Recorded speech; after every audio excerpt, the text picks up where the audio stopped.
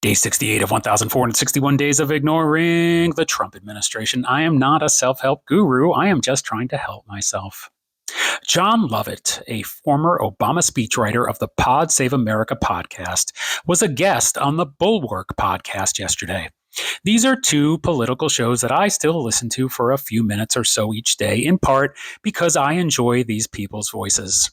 They make me feel like I'm hearing from a friend.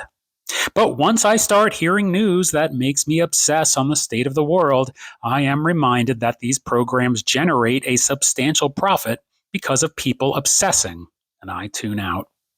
While I was still tuned in, however, John recounted a story from a few years ago when a woman asked him, "Are we really going to have to hang the leader of the Trump administration's portrait with all of the other portraits of the presidents?"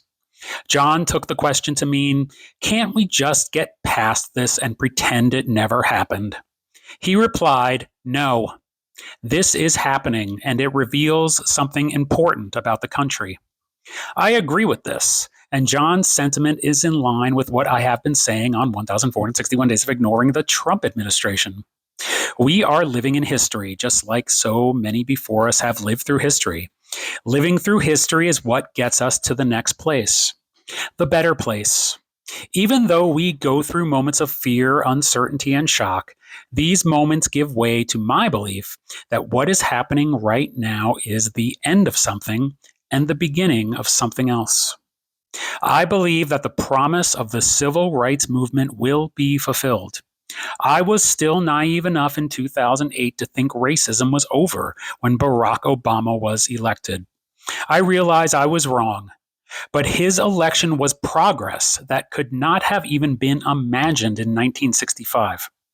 Kamala Harris receiving 74 million votes in 2024 is not something that could even legally happen in 1965.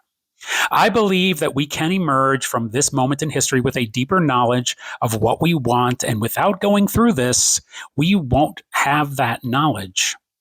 Even if we're fearful, uncertain, and shocked, we're going to go through it anyway. I don't want to see a portrait of the leader of the Trump administration, but a portrait of the leader of the Trump administration does serve to remind me to continue to ignore the Trump administration.